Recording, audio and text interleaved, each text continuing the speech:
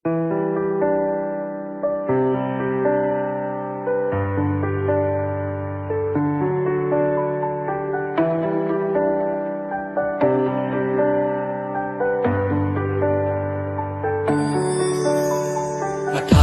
့တာကိုဘာမှဝမ်းမနေနေနဲ့ကလေးရဲ့မင်းရင်တဲကငါကို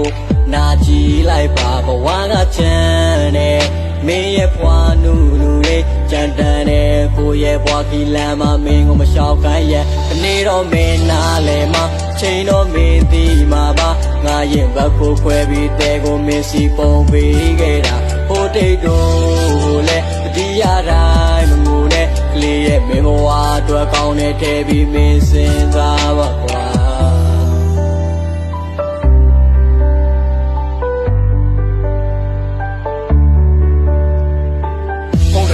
ရမ်းกว่าချားတယ်กว่าမင်းနဲ့ငါဘဝမိုးနဲ့မြေပဲမင်းတိုင်ဝိုင်းသဘောမတူတာကိုမင်းငါပါလို့ရှေ့တိုးနေတယ်မေးလိုက်ပါငါလို့ကောင်းကိုမင်းဘဝအတွက်သုံးမမွင်မဲกว่าစင်တန်းနေစောကြီးတိရလို့မင်းတိုင်ဝိုင်းကိုလည်းကျေးဇူးတင်တယ်ငါချစ်တဲ့မင်းလေး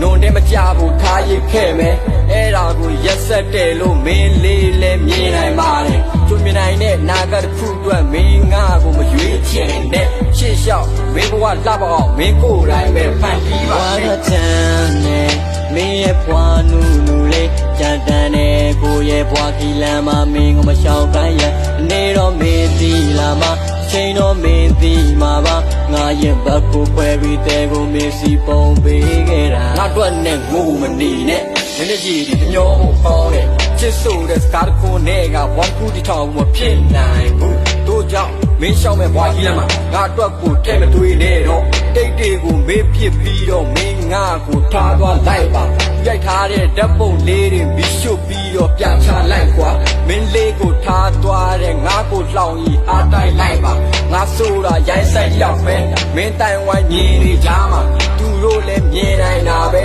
ဝန်ရွှေငွေစီးစိမ်လေးကိုငါကလဲပဲမပိုင်ဆိုင်ခဲ့